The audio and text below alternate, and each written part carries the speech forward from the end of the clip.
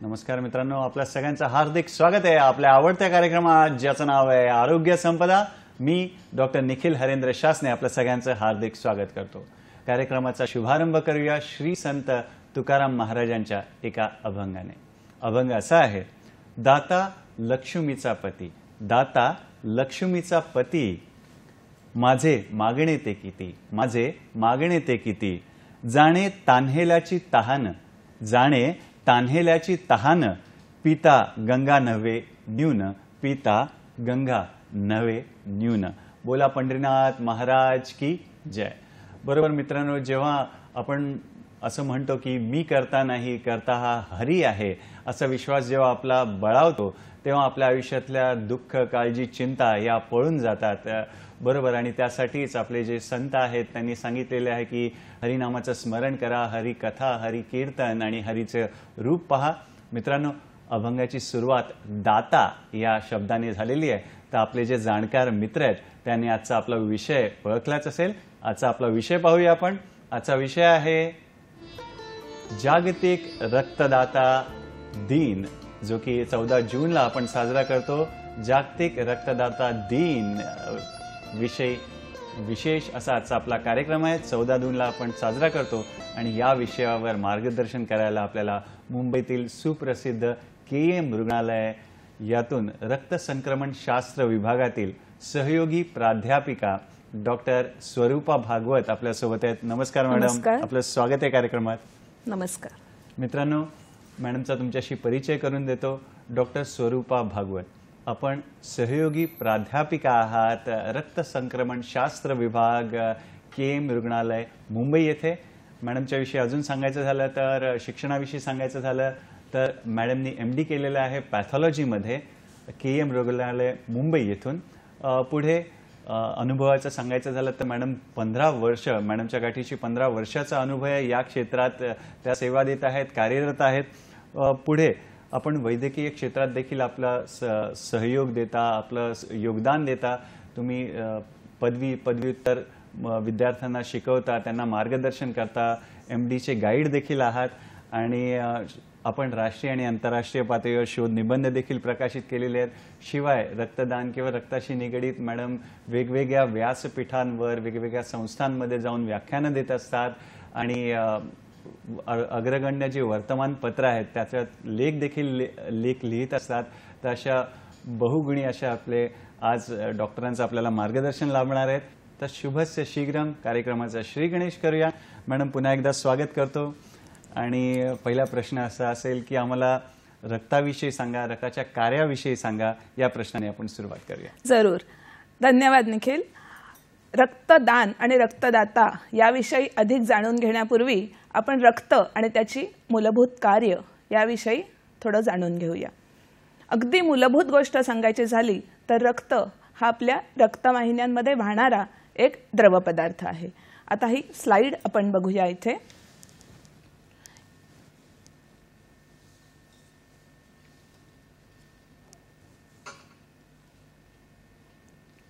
हां, तर रक्ताच्या कार्याविषयी किंवा थोडा मला सांगा।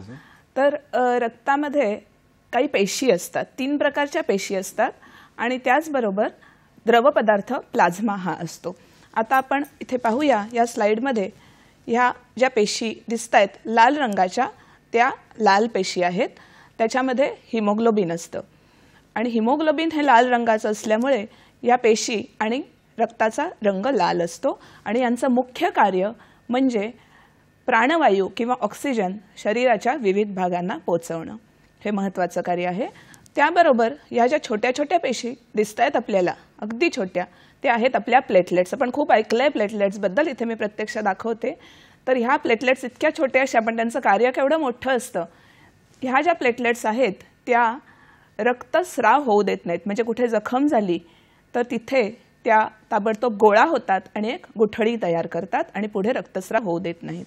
आणि यात आहेत तिसऱ्या, ह्या आपल्या आहेत पांढऱ्या पेशी, ज्या जेव्हा एखादं इन्फेक्शन होतं, जंतूंचा प्रादुर्भाव होतो, तेव्हा ह्या पेशी एकत्र येतात, एक फौज तयार करतात आणि ह्या इन्फेक्शनला परतवून लावतात। आणि त्याच्याबरोबर जो द्रव पदार्थ असतो तो असतो प्लाझ्मा आणि हा जो प्लाझ्मा आहे त्याच्यामध्ये प्रथिनं म्हणजे प्रोटीन्स असतात, संप्रेरक असतात, हार्मोन्स, आणि त्याचबरोबर रक्त गोठण्यासाठी लागणारे जे फॅक्टर्स आहेत ते पण या प्लाझ्मामध्ये असतात. आणि इथे दाखवलं ही रक्तवाहिनी आणि त्यामधून वाहणारे रक्त, म्हणजे किती प्रकारची कार्य हे रक्त करतं हे आपल्याला कळलंच असेल. मित्रांनो, म्हणजे आपल्याला 4 घटक कळले: प्लाझ्मा, नंतर लाल रक्तपेशी, पांढऱ्या पेशी ज्या की मॅडमने सांगितलं सैन्यासारखं फौजेसारखं असतात आपल्या संरक्षणासाठी, आणि चौथं म्हणजे प्लेटलेट. आणि मॅडम, रक्ताच्या कार्याविषयी तुम्ही आम्हाला थोडं सांगा, आणि रक्तदान म्हणजे काय त्याचा इतिहास जाणून घ्यायला पण आम्हाला खूप आवडेल. हो, अगदी जरूर. तर रक्तदान म्हणजे जेव्हा एखादी निरोगी व्यक्ती असते आणि ती जेव्हा आपल्या शरीरातल्या रक्ताचा काही अंश किंवा काही भाग काढून देण्यास परवानगी देते आणि हे रक्त त्या निरोगी व्यक्तीकडून घेतलं जातं, म्हणजे ती व्यक्ती ते रक्त देते, त्याला अर्थातच रक्तदान किंवा रक्त देणे किंवा आपण इंग्लिशमध्ये त्याला ब्लड डोनेशन असं म्हणतो. आणि ही कल्पना सर्वसाधारणपणे सगळ्यांना माहितीच आहे. आणि हे रक्त या निरोगी व्यक्तीनं दिलेलं जेव्हा दुसऱ्या एखाद्या रुग्णाला दिलं जातं किंवा त्याला चढवलं जातं असं आपण म्हणतो, त्याला आपण म्हणतो ब्लड ट्रान्सफ्युजन किंवा रक्तसंक्रमण.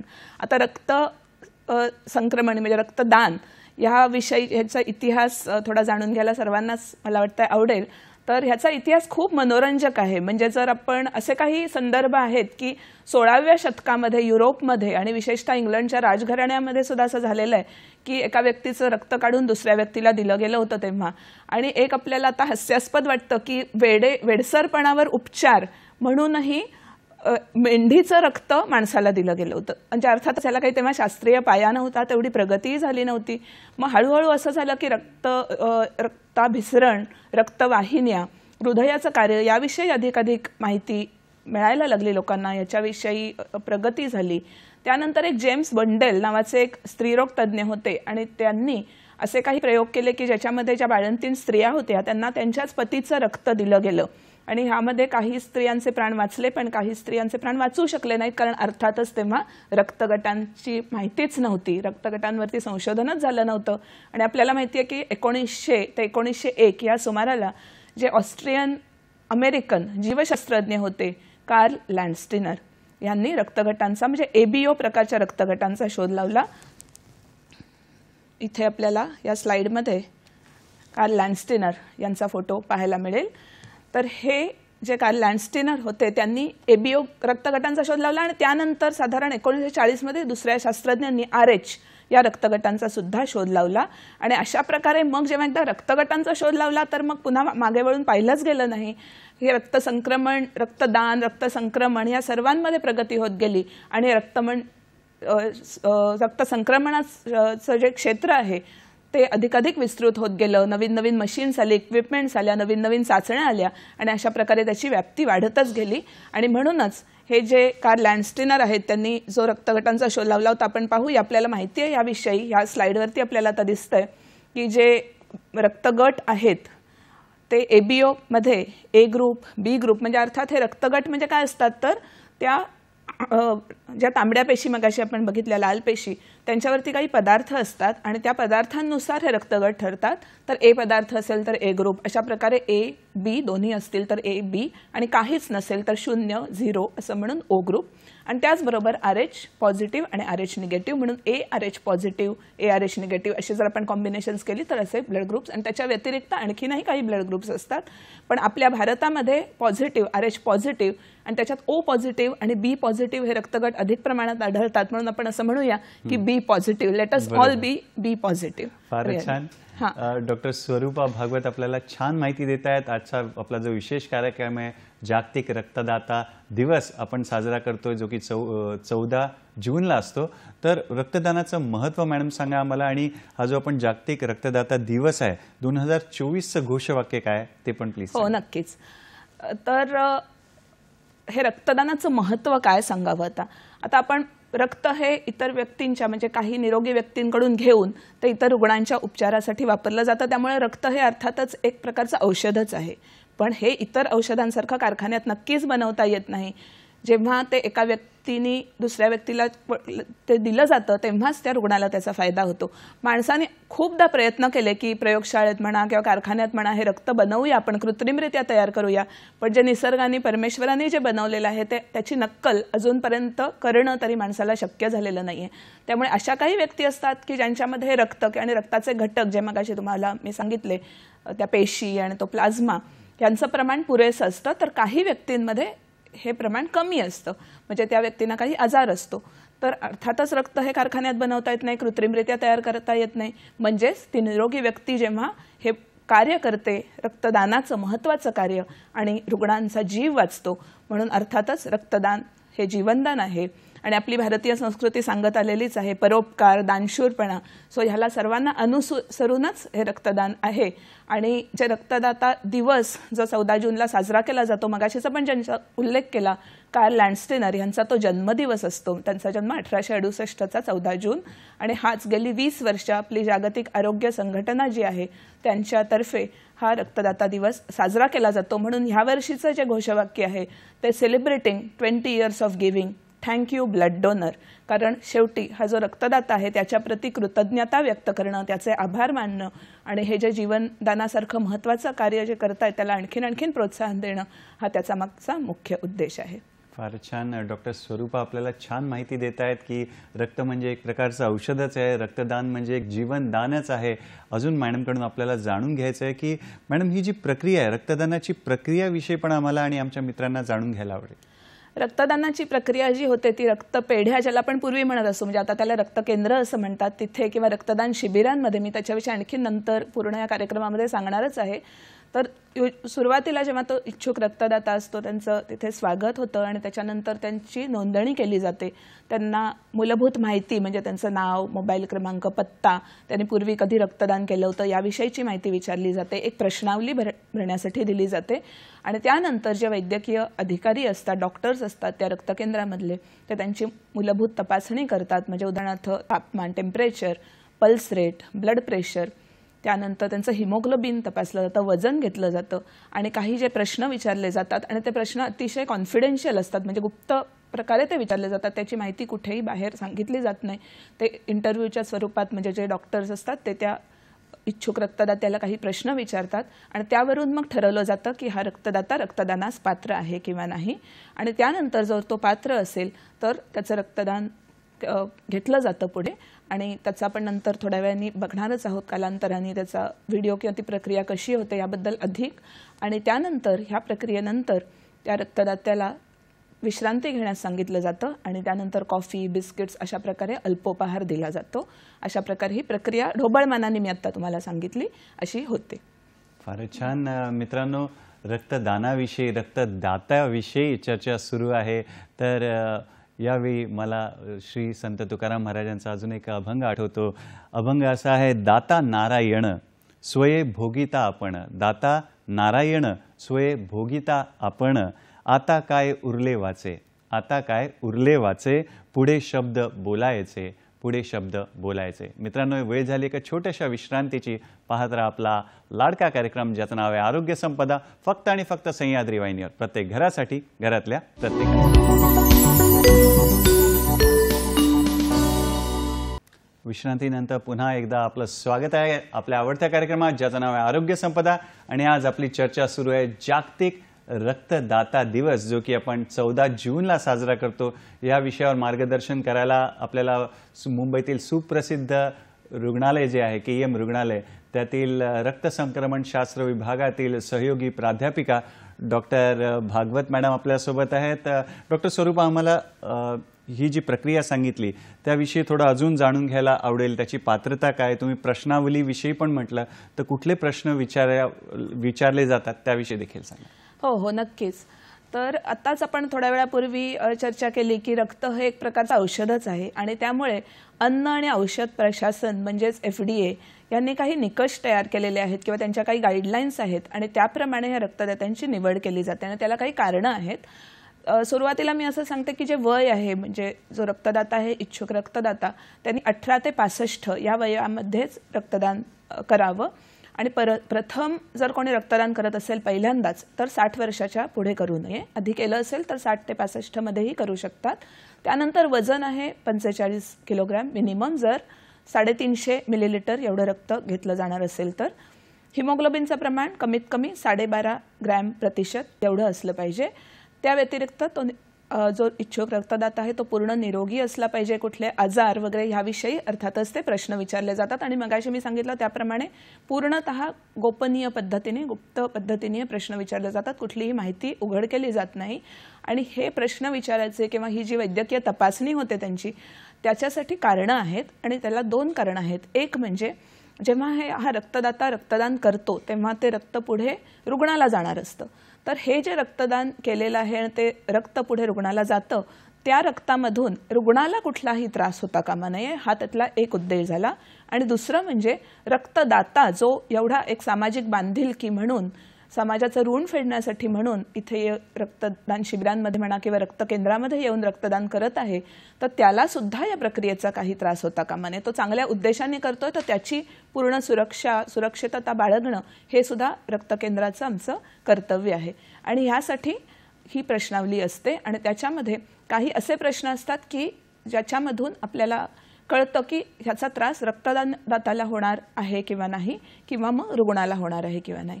आणि ह्याच्यावरून रक्तदात्याची पात्रता ठरते की तो रक्तदान करू शकतो किंवा नाही. त्याच्यामध्ये सुद्धा असे काही निकष असतात की जे तात्पुरत्या स्वरूपाचे असतात.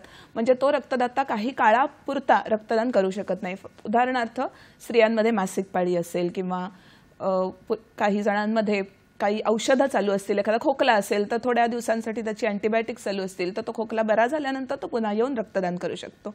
परंतु काही असतात की ज्याच्यामध्ये परमनंटली किंवा कायमच तो कधीच यापुढे रक्तदान करू शकणार नसतो. उदाहरणार्थ काही हृदयाचे रोग असतात किंवा काही मानसिक आजार असतात, थायरॉईडचे आजार असतात अशामध्ये. म्हणून ही प्रश्नावली अतिशय महत्त्वाची आहे आणि याची खरी उत्तरं देणं हेही रक्तदात्याचं कर्तव्य आहे. कारण त्याच्यामुळे तो चांगलं काम करत असताना त्या रुग्णालाही काही त्रास होता कामा नये आणि रक्तदात्याला स्वतःलाही काही त्याचा त्रास होता कामा नये. यासाठी ही प्रश्नावली अतिशय महत्त्वाची आहे. फारच छान. मित्रांनो, या वळणावर आपल्याला फोन आलेला आहे.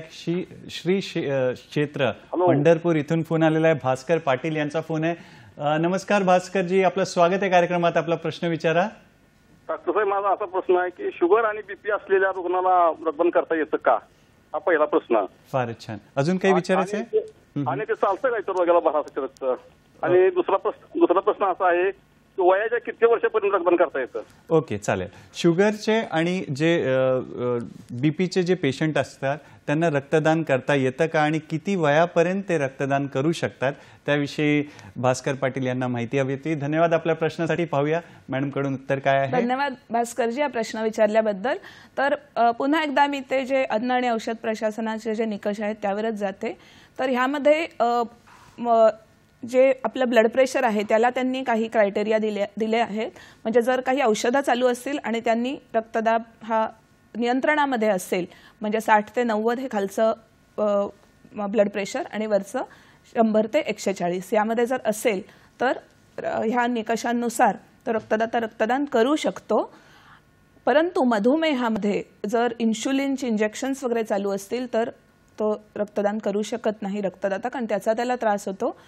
आणि या व्यतिरिक्त जर फक्त डाएट किंवा काही व्यायाम करून आणि काही ओरल काही औषधं घेऊन जर गोळ्यांनी वगैरे जर कंट्रोलमध्ये असेल तर तो रक्तदान करू शकतो असा सर्वसाधारण निकष आहे.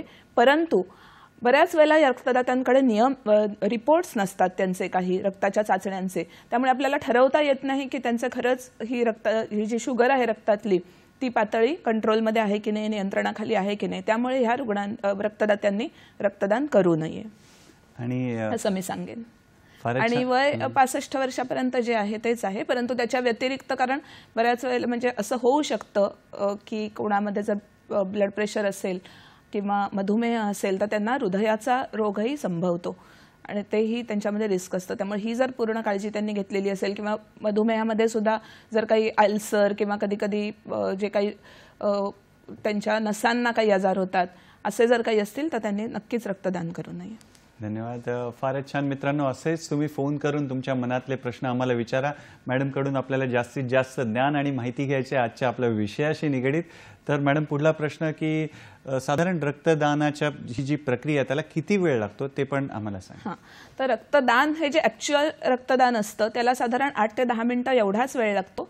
परंतु आपल्याला मी मगाशीच सांगितलं की काही इंटरव्ह्यूच्या स्वरूपात काही प्रश्न विचारले जातात, प्रश्नावली भरायची असते, तो वेळ आणि त्यानंतर रक्तदानानंतरची एक 10 मिनिटं म्हणजे विश्रांती आणि त्यानंतर त्याला दिला जाणारा अल्पोपहार, हे सर्व धरून साधारण 45 मिनिटाचा कालावधी या पूर्ण प्रक्रियेला लागू शकतो. आणि बरेच जणांना मित्रांना अशी मनामध्ये भीती असते की बाबा रक्तदान केल्यावर काही त्रास होणार नाही ना, तर त्याविषयी काय सांगा? हां, नक्कीच ही भीती सर्वांच्याच मनात असते आणि आम्ही पण ती खूप अनुभवलेली आहे. आणि त्याच्यामध्ये कसं असतं, सुरुवातीला म्हणजे जर ती सुईची भीती असते बऱ्याच वेळेला. पण ही सुईची भीती कशी असते, तर सुई जेव्हा पहिल्यांदा टोचली जाते तेव्हा फक्त थोडंसं दुखतं तिथे आणि नंतर मग पूर्ण ती प्रक्रिया झाल्यानंतर काही दुखत नाही. त्यानंतर कधीकधी विशेषतः जे पहिल्यांदाच रक्तदान करणार आहेत, महाविद्यालयातले विद्यार्थी वगैरे असतात विशेषतः, तिथे आम्ही काही शिबिरं घेतो तेव्हा त्यांना एक एन्झायटी असते किंवा थोडं एक नर्व्हस वाटत असतं की अरे आपण हे रक्तदान करतोय, काही होणार तर नाही ना, रक्त बघितल्यानंतर भीती वाटते वगैरे असं. परंतु आपण हे एक खूप मोठं काम करत आहोत समाजाच्या साठी, समाजाचे ऋण फेडण्यासाठी, आणि हे जर आपण मनात ठेवलं तर ती भीती पळून जाते. त्यामुळे तीही भीती मनामध्ये बाळगायचं कारण नाहीये. मी इथे आपल्याला एक दाखवते स्लाइड. एक स्लाइड बघूया मित्रांनो आपण.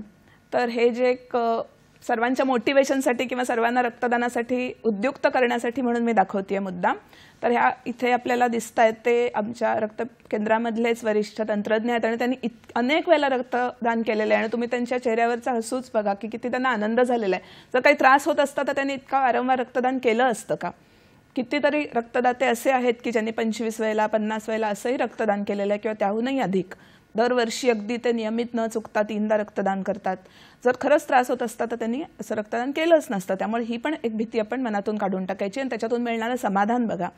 दुसरं म्हणजे जर तुम्ही रक्तदानाच्या वेळेस जी काही प्रश्नावली असते त्याची जर व्यवस्थित योग्य उत्तरं दिली असतील, जर ब्लड प्रेशरचा त्रास किंवा मगाशी मधुमेह, ही जर तुम्ही खरी उत्तर, तुम्हाला त्याचाही त्रास होणार नाही. आणि काही सूचना दिल्या जातात रक्तदान करण्यापूर्वी आणि रक्तदानानंतर, त्याचंही जर तंतोतंत पालन केलं तर त्रास अजिबातच होणार नाही आणि मिळेल ते फक्त समाधान. फारच छान. डॉक्टर स्वरूपा, आम्हाला ह्या सूचना आणि आम्ही काय काळजी घेतली पाहिजे रक्तदानाच्या आधी आणि रक्तदान केल्यानंतर ते पण कृपया सांगा. हां, तर रक्तदानापूर्वी बऱ्याच जणांचा असा एक गैरसमज असतो की आता मी रक्त द्यायला जाते तर मी उपाशीपोटी गेलं पाहिजे, कारण आपण लॅबोरेटरीमध्ये वगैरे ज्या पॅथॉलॉजी काही चाचण्या करायला जातो तेव्हा आपण उपाशीपोटी जातो. तर तसं इथे नाहीये.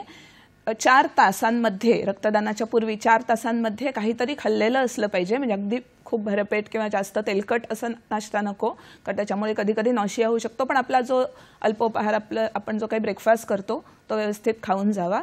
व्यवस्थित द्रवपदार्थ आणि पाणी यांचं सेवन भरपूर पुरेशा प्रमाणात करावं, कारण इथे रक्त घेतलं जातं त्याच्यावर प्लाझ्माही आपण घेतोय आणि त्यामुळे ते भरून काढण्यासाठी पाणी पीत राहिलं पाहिजे. त्यानंतर रक्तदानानंतर जी काही काळजी आहे, बऱ्याच वेळेला असं असतं की रक्तदाते तेव्हा तिथे असतात त्या खुर्चीमध्ये, तिथे त्यांचं रक्त घेतलं जातं आणि त्यांना तो एक आनंद मिळालेला असतो. किंवा बऱ्याच वेळेला पहिल्यांदा जे रक्तदाते असतात की अरे मी खूप मोठं काम केलं, नक्कीच ते मोठंच कार्य आहे, पण ते लगेच मग उठायला बघतात बेडवरून आणि मग त्यांना चक्कर येऊ शकते. म्हणून रक्तदानानंतर लगेच उठायचं नाही, कमीत कमी 3 मिनिटं त्या बेडवरती झोपून राहायचं. त्यानंतर तिथे त्या जागेवर दाब देऊन ठेवायचा. नंतर रक्तदान करत असताना आपला हात हलवू नये, म्हणजे ती सुई आतमध्ये हलणार नाही. त्यानंतर जो काही अल्पोपहार दिला जाईल तोही घ्यायचा व्यवस्थित. आणि त्यानंतर जर काही जिमला जाणं किंवा काही एक्झरसाईज, हेवी एक्झरसाईज, काही मैदानी खेळ खेळायचे असतील तर तेच पुढे 24 तास खेळू नये. किंवा हेवी व्हेकल, ट्रक ड्रायव्हिंग वगैरे अशा ज्या काही स्ट्रेन्युअस ॲक्टिव्हिटीज आहेत त्यानंतर करू नयेत. मग नक्कीच त्रास होणार नाही यातून. आणि सुरुवातीला कदाचित असं वाटलं एन्झायटी, ते नंतर हळूहळू नियमित रक्तदान केल्यानंतर निघून जाते. फारच छान. मित्रांनो, डॉक्टर स्वरूप आपल्याला छान मार्गदर्शन करतायत. या वळणावर मॅडम आपल्याला पुन्हा फोन आलेला आहे. पंढरपूरहून फोन आहे, स्नेहलचा फोन आहे. नमस्कार स्नेहल, आपलं स्वागत आहे कार्यक्रमात. आपला प्रश्न विचारा. हा, माझा प्रश्न असा आहे की आपण 1 वर्षात किती वेळा रक्तदान करू शकतो? आणि दुसरा असा प्रश्न आहे की आपण खासगी शिबिरात जेव्हा रक्तदान करतो ते किती सेफ असतं?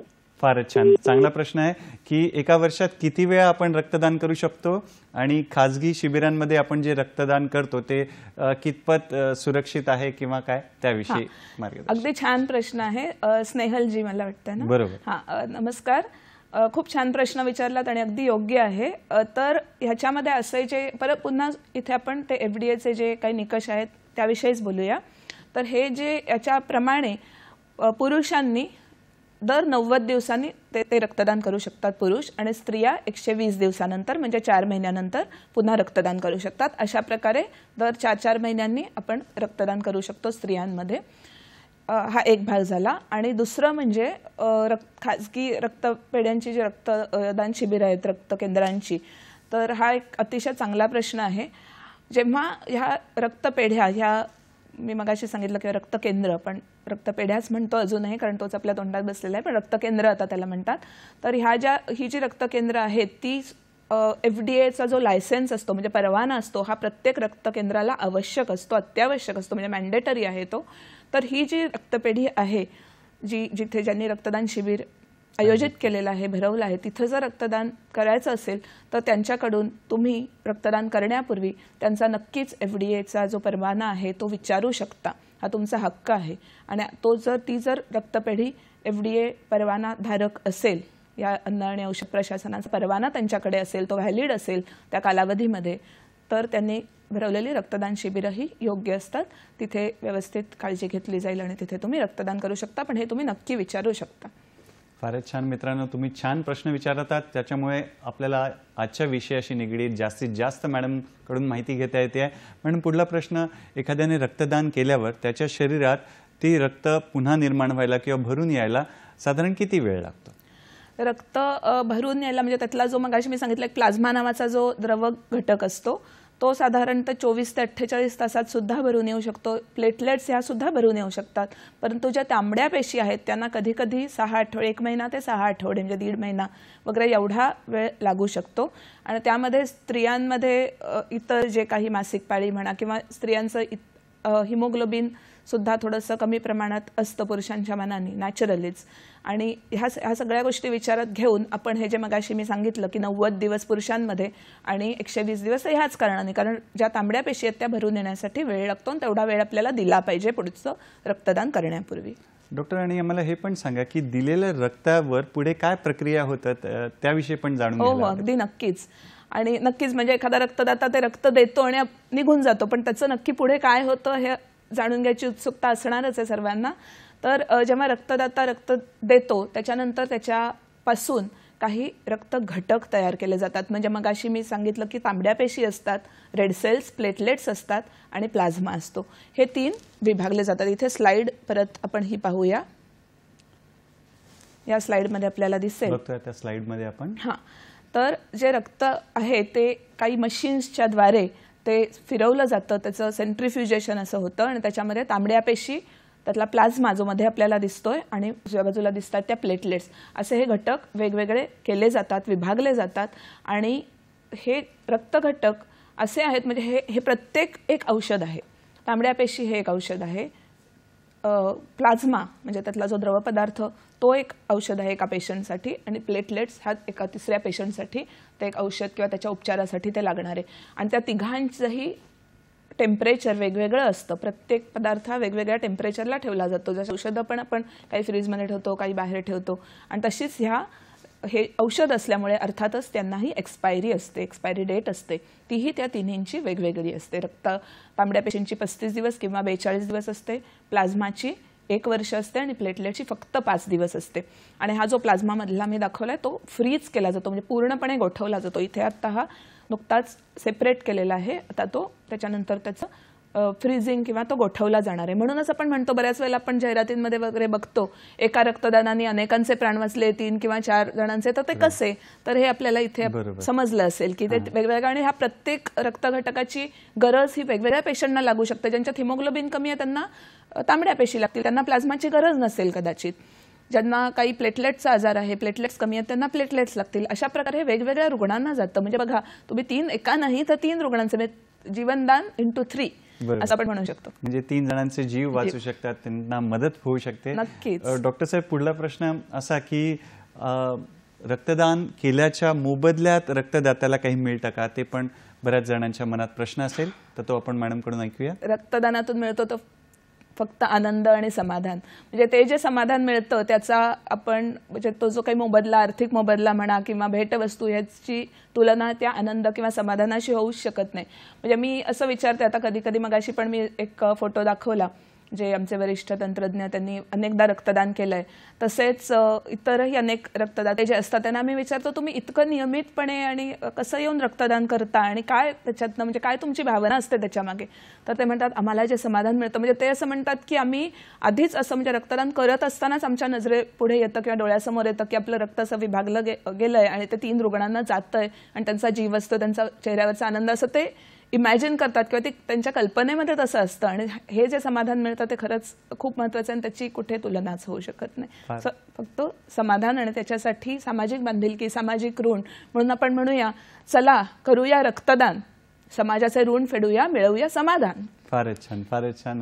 डॉक्टर स्वरूपा, आता आम्हाला हे पण सांगा की रक्तदानाचा उपयोग कोणाकोणाला होतो, कसा होतो ते. आता आपण इतकं म्हणालो की निरोगी व्यक्ती रक्तदान करते, त्याचा उपयोग रुग्णांना होतो, 3 प्रकारच्या रुग्णांना म्हणजे 3 वेगवेगळ्या रुग्णांना होऊ शकतो. तर त्याच्याविषयी खूपच म्हणजे मला सविस्तर आणखी विस्तृत सांगायला आवडेल आणि ते महत्त्वाचं आहे. म्हणजे आपण जेव्हा रक्तदाते पुढे येतील आपल्यातले आता हा कार्यक्रम ऐकून, तेव्हा त्यांनाही कळलं पाहिजे की ते आपलं रक्त कुठल्या प्रकारच्या पेशंटच्या, रुग्णांच्या उपचारासाठी जात आहे.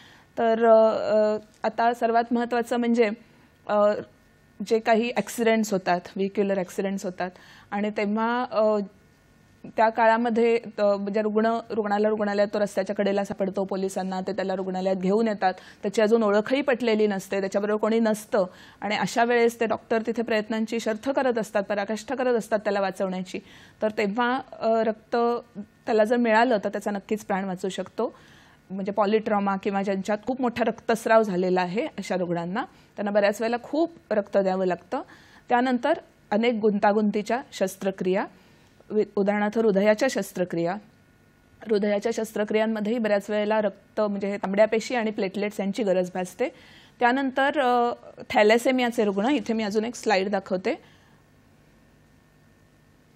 एक स्लाइड बघूया मित्रांनो आपण, थॅलेसेमियाशी निगडीत किंवा donate blood save life. So हे जे मूल आहे, लहान मूल, त्याला थॅलेसेमिया हा आजार आहे आणि थॅलेसेमियामध्ये हा एक जेनेटिक अनुवंशिक आजार आहे आणि याच्यामध्ये हिमोग्लोबिनचं प्रमाण कमी असतं, कारण रेड सेल्स, तांबड्या पेशी ह्या त्यांच्या पूर्ण आयुष्य जगत नाहीत, त्या आधीच फुटतात आणि त्यामुळे त्यांचं हिमोग्लोबिन कमी असतं आणि अशा रुग्णांना जवळजवळ 15 दिवस ते 3 आठवड्यांनी रक्त किंवा तांबड्या पेशी चढवाव्या लागतात. आणि हे थॅलेसेमियाचे रुग्ण इतके म्हणजे असं आम्हाला हेलावून टाकणारे अनुभव येतात की बऱ्याच वेळेला जे हे रुग्ण आहेत ते त्यांचं वय असतं चॉकलेट मागण्याचं, खेळणी मागण्याचं आणि अशा वेळेस ते फोन करून विचारतात, अरे ए पॉझिटिव्हचं रक्त माझ्यासाठी उपलब्ध आहे का, असा फोन विचारतात आम्हाला. म्हणजे किती म्हणजे त्यांचं ते पूर्ण आयुष्यच बदलून गेलेलं असतं. आणि ही एक गोष्ट झाली. आणि खेळण्यांच्या किंवा दुकानांच्या काउंटरवर जाण्याच्या ऐवजी ते रक्तपेढीच्या काउंटरवर आपल्याला दिसतात. तर हे एक रुग्ण आहेत थॅलेसेमियाचे की ज्यांना वारंवार रक्त लागतं आणि ते पण त्यांचे नातेवाईक किंवा कोण असे पण येऊन पुढे किती वेळेला रक्तदान करतील.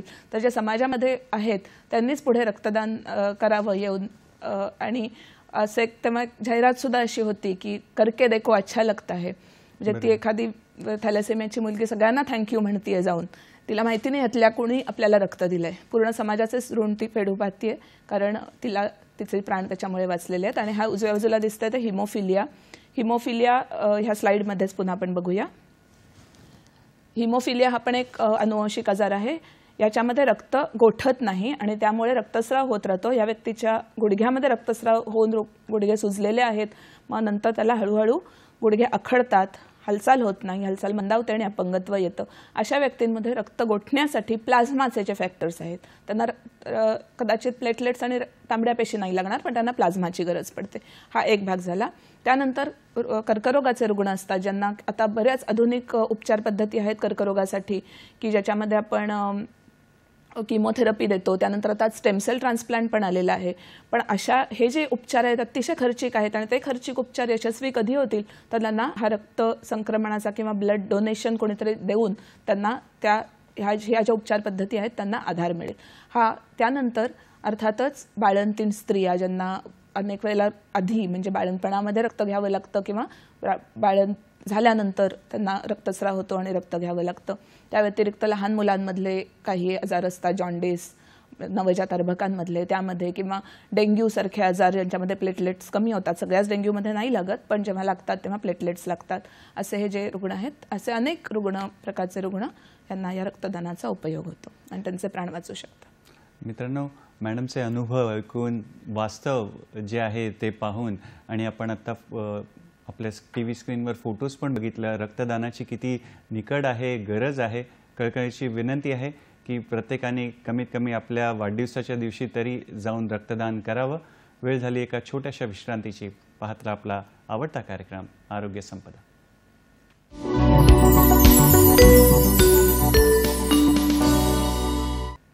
विश्रांतीनंतर पुन्हा एकदा आपलं स्वागत आहे आपल्या लाडक्या कार्यक्रमात, ज्याचं नाव आहे आरोग्य संपदा.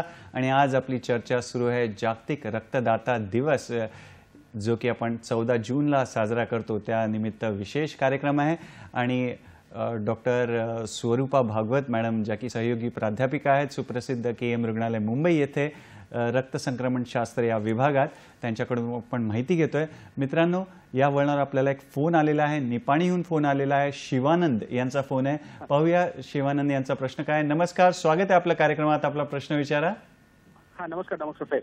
साहेब, माझा प्रश्न असा आहे, काही व्यक्ती अशी असतात की एखाद्या वेळी रक्तदान केल्यानंतर आणि परत एखाद्या गरजू व्यक्तींना अचानक रक्त पाहिजे असतो, मग त्यावेळी सुद्धा त्यांची द्यायची मनात इच्छा असते, पण त्यांचं असं नियम काय आहे, काय एकदा रक्तदान केल्यानंतर किती दिवसपर्यंत रक्तदान करता येत नाही किंवा काय?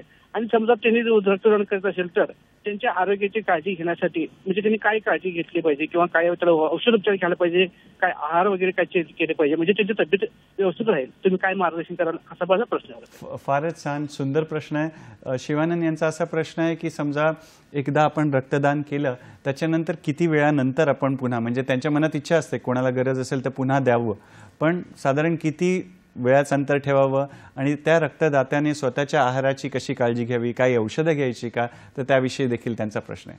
खूप छान प्रश्न आहे शिवानंदजी. तर मगाशी मला वाटतं मी पहिल्या प्रश्नामध्ये म्हणजे त्याचं उत्तर दिलेलं होतं की पुरुषांमध्ये दर 90 दिवसानंतर म्हणजे 3 महिन्यानंतर आपण पुन्हा रक्तदान करू शकतो आणि स्त्रियांनी 120 दिवसानंतर परत रक्तदान करावं. व्यवस्थित योग्य आहार म्हणजे मुख्य असतं की आयर्न शरीरामधलं. तर ह्या रक्तदानामुळे कदाचित थोडंसं जर आयर्नचं प्रमाण कमी झालं, म्हणजे एक रक्तदान जर 350 मिलीलिटरचं केलं तर साधारण 175 मिलीग्रॅम एवढं आयर्न कदाचित जाऊ शकतं. परंतु ते आपण जर योग्य आहार ठेवला, हिरव्या पालेभाज्या किंवा गुळाचे पदार्थ, लोखंडाच्या पात्रामध्ये काही भाज्या शिजवणं, पदार्थ शिजवणं, अशा पद्धतीने आपण रक्तामधलं प्रमाण वाढवू शकतो. परंतु प्रत्येक वेळेस जेव्हा जेव्हा आपण रक्तदानाला पुन्हा याल तेव्हा ह्या रक्तावरती पुन्हा आपली चाचणी होणारच आहे की हिमोग्लोबिन आपलं योग्य आहे की नाही ते बघण्यासाठी. आणि तेव्हा जर हिमोग्लोबिन आपलं कमी असेल तर नक्कीच आपली सुरक्षितता, आपलं आरोग्य, रक्तदात्याचं आरोग्य ही सुद्धा रक्तकेंद्राची जबाबदारी आहे, ही समाजाची जबाबदारी आहे. आणि त्यामुळे कधी जर आपलं हिमोग्लोबिन 12.5च्या खाली असेल तर आपल्याला त्याविषयी सल्ला दिला जाईल की पुन्हा रक्तदान तुम्ही कधी करू शकता आणि आहार कोणता घेऊन आपलं हिमोग्लोबिन वाढवू शकता. आणि कधी कधी असं असतं की एखाद्याचा रक्तगट हा दुर्मिळ असतो, म्हणजे एक बॉम्बे ब्लड ग्रुप नावाचा रक्तगट आहे किंवा कधी कधी काही निगेटिव्ह ब्लड ग्रुप्स असतात.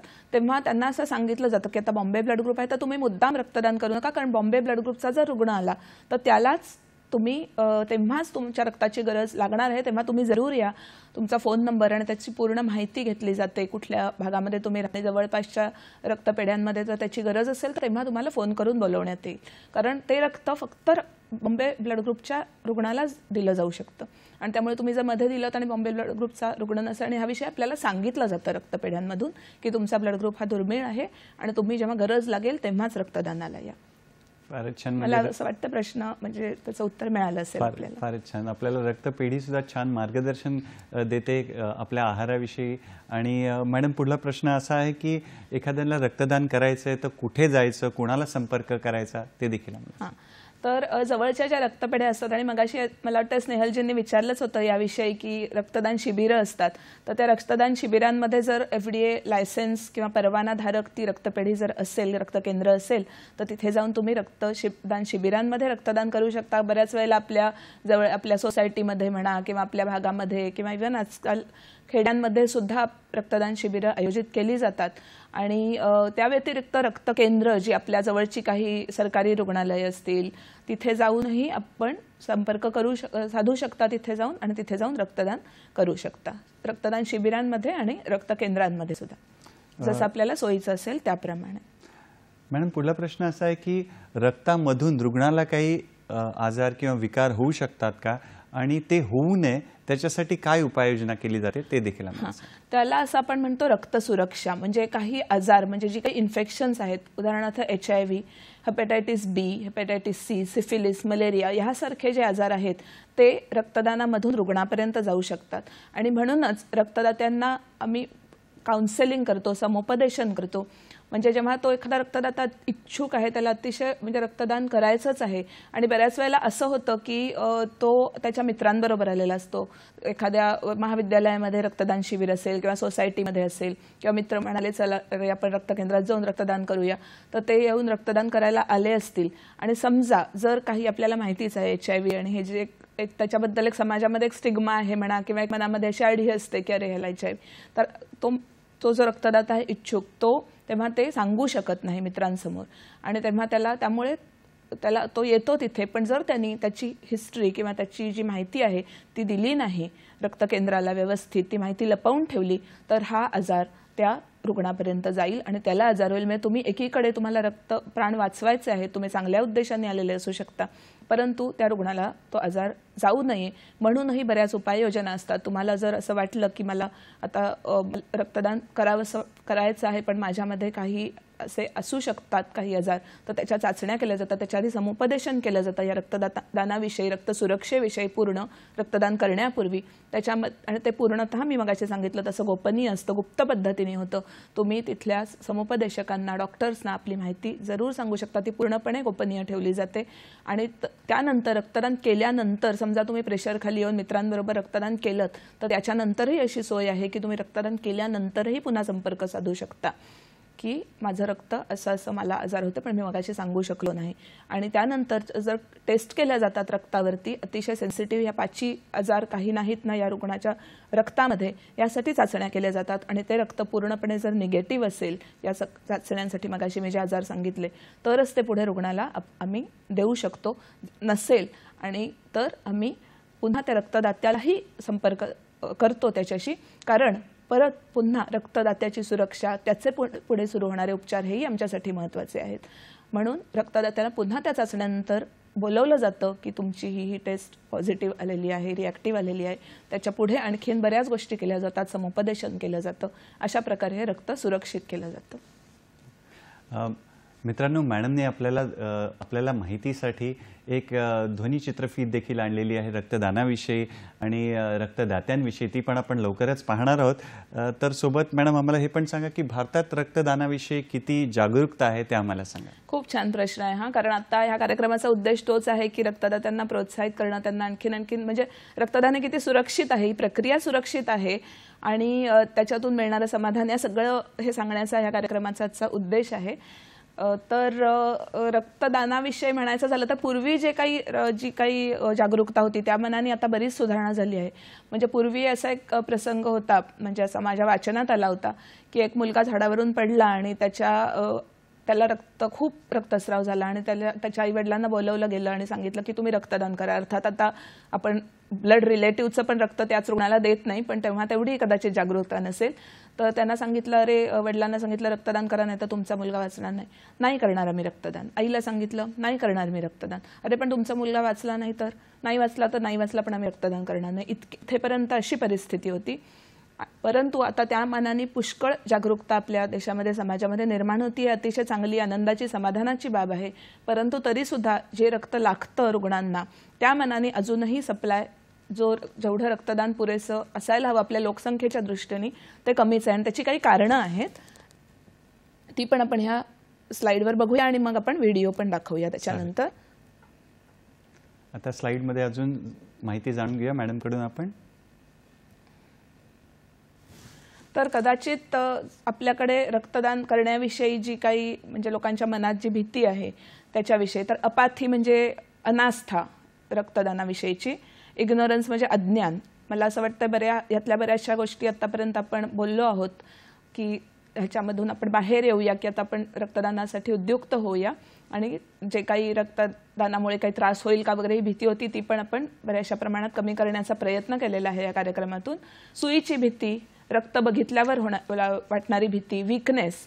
तर विकनेस म्हणजे मगाशी आपण बघितलं की 5 लिटर आपल्या शरीरामध्ये रक्त असतं, त्यातलं फक्त 350 मिलीलिटर एवढं रक्त घेतलं जातं आणि त्यामुळे विकनेस येण्याचा खरं म्हणजे काही विकनेस येण्याचं कारण नाही आहे किंवा अशक्तपणा वाटण्याचं कारण नाही आहे. परंतु त्यानंतर आपण काळजी घेतली, व्यवस्थित आहार घेतला, पाणी घेतलं, द्रवपदार्थ घेतले तर याचाही त्रास होण्याचं आपल्याला काहीच कारण नाही आहे. त्यानंतर बिझी शेड्यूल, आपण खूप बिझी आहोत असं आपल्याला वाटत राहतं, अरे कसं जाणार बाबा, कुठे आता ते जाऊन मी रक्तदान करू असं खूप जणांना वाटतं. तर ही जी रक्तदान शिबिरं आहेत ती बऱ्याच वेळेला रविवारी आयोजित केलेली असतात आणि त्यामुळे रविवार तर आपल्याला सोयीचा असतो. आपल्या कुठेही आपल्या सोसायटीमध्ये असेल, गणेशोत्सव मंडळं असतील किंवा काही संस्था असतील, सामाजिक संस्था यांच्यातर्फे बऱ्याच वेळेला रविवारची शिबिरं असतात, तिथे जाऊन आपण करू शकतो. आणि मगाशी म्हटलं तर 1 तास लागतो, तो 1 तास आपण इतर वेळेस सुद्धा आपल्या शेड्यूलमधून बाहेर काढू शकतो आणि नक्कीच जरूर रक्तदान करू शकतो. HIV आपल्याला होईल का याचा आपण थोडासा व्हिडिओ बघूया की याच्यामधून रक्तदात्याला HIV किंवा कुठलाही आजार होण्याची भीती नसते सुईमुळे. आणि ते ब्लड बँक मित्र तोच पण मॅडमने एक व्हिडिओ आणलेला आहे, तो पण आपण पाहूया. आता आपण पाहणार आहोत एक छोटीशी ध्वनी चित्रफीत रक्तदानाविषयी.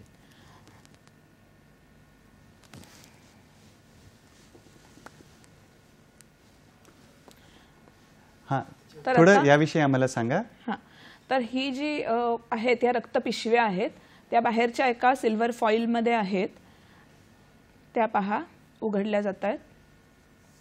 पिशव्यांची ही फॉइल या कशा पूर्णपणे सीलबंद आहेत ते आपण बघू शकता. आतमध्ये अजून एक पिशवी आहे पॉलिथिनची आणि त्याच्या आतमध्ये ही रक्ताची पिशवी आहे. ती पूर्णपणे त्याचं जे ट्यूबिंग असतं, आतले जे ट्यूब आपल्याला दिसतीये ती, त्यातली जी निडल आहे जी आपण रक्तदात्यांमध्ये म्हणजे त्यांच्या नसेमध्ये ती जाणार आहे आणि रक्त येणार आहे, ती पूर्णपणे बंद असते. ह्या ट्यूबिंगला कुठेही काही छेद नसतो किंवा भोक नसतं, त्यामुळे कुठल्याही प्रकारचं इन्फेक्शन आपल्याला बाहेरून होण्याचे रक्तदात्यांना कुठलाच संभव नसतो. आणि ही सुई जी असते किंवा ही निडल त्याच्यावरची जी कॅप असते ती पूर्णतः रक्तदात्याच्या समोर त्याच्या डोळ्यादेखत उघडली जाते, त्यामुळे ती कुठेही टच होऊन कंटॅमिनेशन होऊन आजार पसरण्याचाही अजिबात धोका नसतो. आणि दुसरं म्हणजे कधी कधी रक्तदान हे केलं जात नाही तर आपल्याला भीती असते की आपले घरातले काय म्हणतील, अरे बाबा का कुठे ते रक्तदान करायला गेला होतास. तर ह्या तरुणांनीच आता रक्तदानासाठी पुढे आलं पाहिजे. आपल्या आई वडिलांच्या किंवा कुठल्या आवडत्या व्यक्तीच्या वाढदिवसादिवशी मुद्दाम रक्तदान करून त्यांना आनंद दिला पाहिजे. आणि तरुण पिढीनेच रक्तदान केलं तर पुढच्या पिढीमध्ये नक्कीच त्या उद्युक्त होतील आणि त्याही रक्तदानाला पुढे येतील. मॅडम, थोडक्यात आम्हाला फक्त सांगा की एखादी इच्छुक व्यक्ती आहे पण ते रक्तदान करू शकत नसेल तर कसं योगदान करेल आणि जाता जाता एका वाक्यात काय संदेश देणार त्याविषयी. तर कधी कधी असं होतं, काही कारणं असतात की जी तात्पुरती कारणं असतात की तेव्हा ती व्यक्ती रक्तदान करू शकत नाही. काही काही कारणं ही परमनंट असतात. आता जर काही आजार असेल हृदयाचा तर रक्तदान नाही करतायत, पण पण आपल्या समाजामध्ये तुम्ही रक्तदानाविषयी जागरूकता नक्कीच निर्माण करू शकता. तुम्ही स्वतः रक्तदान कदाचित करू शकत नसाल, परंतु तुम्ही इतर आपल्या तरुण पिढीला तुम्ही उद्युक्त करू शकता, हे कार्य करू शकता. दुसरं म्हणजे एखादी तरुण, असं आम्ही बऱ्याच वेळेला बघितलं की ज्या यंग मुली असतात कॉलेजमधल्या वगैरे, त्या पहिल्यांदा रक्तदान करतात आणि करायला आलेले असतात पण त्यांचं हिमोग्लोबिन कमी असतं, मग त्यांना आम्ही आहारविषयक सल्ले देतो. परंतु स्त्रियांमध्ये निसर्गतःच हिमोग्लोबिनचं प्रमाण थोडं कमी असतं, त्यामुळे ते रक्तदाना पात्र होऊ शकत नाहीत. पण म्हणून त्यांनी निराश व्हायचं कारण नाही, त्यांनी इतरांना उद्युक्तता करू शकतात किंवा रक्तदान शिबिरांमध्ये येऊ शकतात आणि तिथे त्यांचं योगदान देऊ शकतात. यामध्ये फारच छान मॅडम, तुम्ही इथे आलात आणि वेळात वेळ आपल्या व्यस्त वेळापत्रकातून काढून इथे आलात, आम्हाला आजच्या महत्त्वपूर्ण विषयावर छान माहिती दिली. त्यासाठी दूरदर्शनच्या सह्याद्री वाहिनीतर्फे, आमच्या आरोग्य संपदाच्या संपूर्ण संघातर्फे आणि आमच्या प्रेक्षक मित्रकांकडून तुमचे खूप खूप आभार आणि पुढील वाटचालीसाठी खूप खूप शुभेच्छा.